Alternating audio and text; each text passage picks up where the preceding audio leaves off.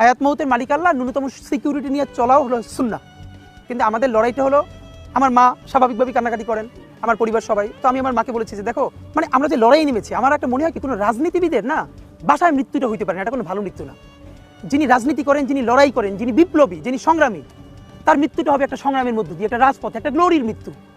আমি তো ভীষণভাবে প্রত্যাশা করি, আমি ছোটবেলা থেকে এই স্বপ্নটা দেখি, অনেক জায়গায় বলেছি যে একটা তুমুল মিছিল হচ্ছে অন্যায়ের বিরুদ্ধে, সেই মিছিলের সামনে আমি আছি, কোনো একটা বুলেট এসে আমার বুকটা হয়তো বিদ্ধ করে দিয়েছে, এবং সেই মিছিলে আমি হাসতে হাসতে আমি শহীদ হয়ে গেছি।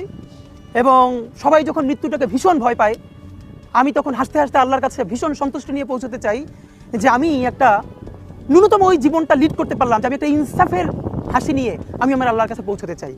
সুতরাং আগামী 50 বছর বাঁচলাম, কোনো ইম্প্যাক্ট তৈরি হলো না আমারই দিয়ে, দেশের জন্য, রাষ্ট্রের জন্য, উম্মার জন্য, জাতির জন্য।